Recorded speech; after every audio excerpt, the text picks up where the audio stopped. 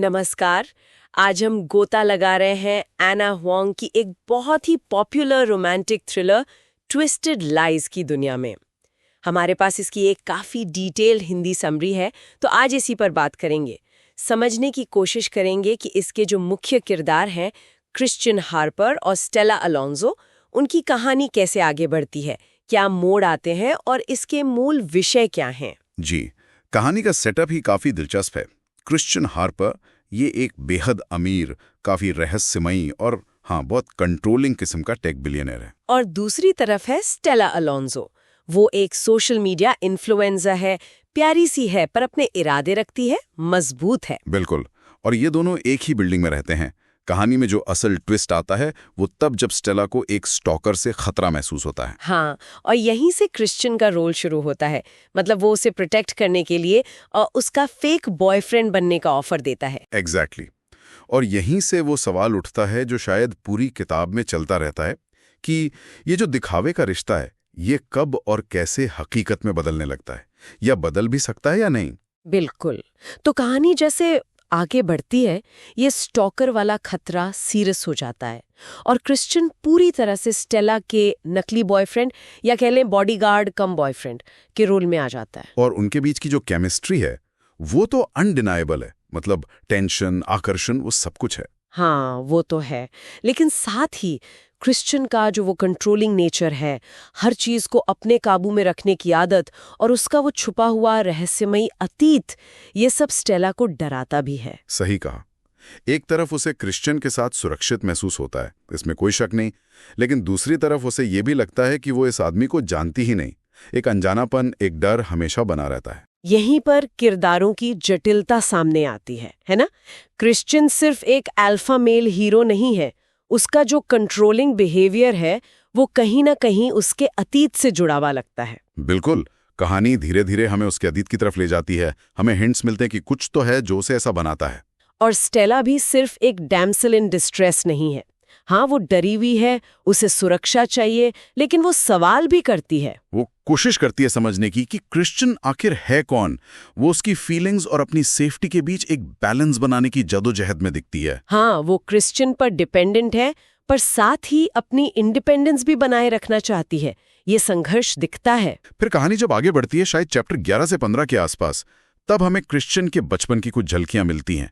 पता चलता है कि उसका बचपन काफी मुश्किलों भरा, दर्दनाक रहा है।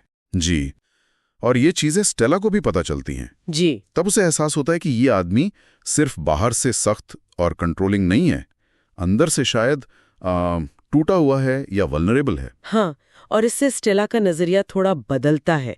शायद डर कुछ कम होता है, लेकिन उलझन बढ़ जाती है। उसे लगता है कि वो उसे समझ नहीं पा रही है, पर अब वो उससे दूर भी नहीं जा सकती। एक कनेक्शन बन चुका है। और यहीं पर कहानी का फोकस शिफ्ट होता है विश्वास और पारदर्शिता पर। मतलब क्या अतीत की मुश्किलें आज के गलत व्यवहार को जस्टिफाई कर सकती हैं? ये एक बड़ा सवाल है। और क्या स्टेला बिना पूरी सच्चाई जाने क्रिश्चियन पर भरोसा कर सकती है या करना चाहिए? बिल्कुल, ये दिखाता है कि रिश्तों में सिर्फ आकर्षण या केमिस्ट्री ही काफी नहीं होती। विश्वास, ईमानदारी, ये सब कितना जरूरी है।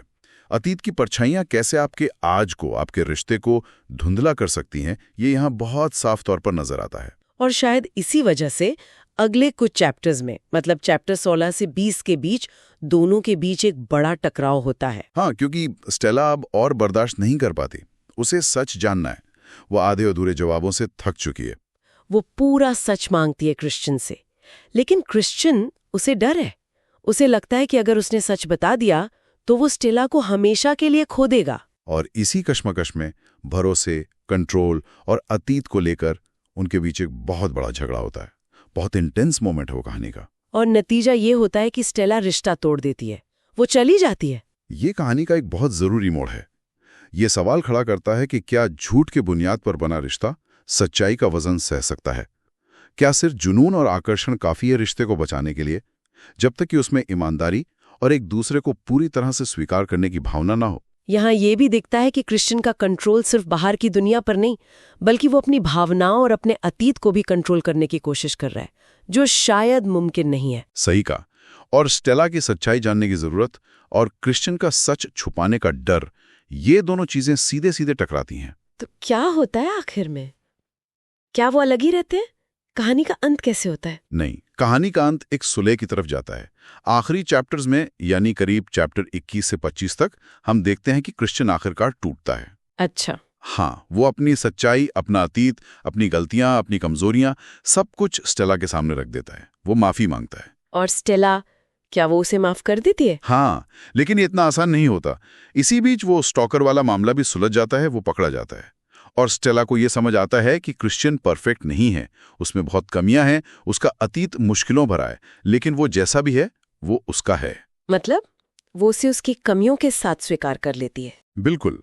वो दिखावे का जो नकाब था वो उतर जाता है और वो दोनों असलियत में पूरी सच्चाई के साथ एक दूसरे को अपनाते हैं। तो वो जो ट्विस्टेड यानी उलझा हुआ रिश्ता था वो आखिरकार एक मंजिल पर पहुंचता है जहां प्यार और भरोसा है। तो अगर हम पूरी कहानी के मुख्य विषयों को देखें तो क्या निकल कर आता है? मेरे ख्याल से कई अहम विषय हैं। एक तो ये फेक डेटिंग से रियल लव वाला एंगल है ही। दूसरा, एक डार्क हीरो जिसका अतीत दर्दनाक है और कैसे प्यार उसे हील करने में, बदलने में मदद करता है। हाँ, और प्यार के जरिए भावनात्मक उपचार या हीलिंग का थीम भी दिखता है। बिल्कुल। फिर वो जुनून बनाम सुरक्षा वाला द्वंद्व भी है। और सबसे जरूरी, एक स्वतंत्र मजबूत महिला किरदार का विकास, स्टेला का अपनी शर्तों पर प्यार और सच्चाई को चुनना। तो ये सिर्फ एक टिपिकल रोमांस नॉवेल नहीं है, इसमें किरदारों के अंदरूनी संघर्ष, उनके विकास और रिश्तों की जटिलताओं पर भी फोकस है। हाँ, कह सकते हैं। ये डार्क रोमांस और थ्रिलर का मिक्स है, जहां किरदारों की साइकोलॉजी पर भी ध्यान दिया गया है। तो हमने देखा कि ट्विस्टेड लाइज में कैसे एक रिश्ता जो झूठ और दिखावे से शुरू होता है, वो बहुत सारी मुश्किलों, रहस्यों, भावनात्मक उतार चढ़ावों से गुजरता है और आखिरकार भरोसे और सच्चे प्यार तक पहुंचता है। और ये कहानी हमें सोचने पर मजबूर करती है, क्या रिश्तों में हमेशा शुरुआत से ही पूरी ईमानदारी जरूरी होती है? या कभी-कभी एक उलझी हुई, एक ट्विस्टेड शुरुआत भी एक बहुत गहरे और मजबूत रिश्ते की नींव बन सकती है? शायद तब बन सकती है जब दोनों लोग वक्त के साथ एक दूसरे की सच्चाई को, उनकी कमियों को, उनके अतीत को स्वीकार करने के लिए तैयार हों। बिल्कुल। शायद यही इस कहानी का एक बड़ा टेकअवे है।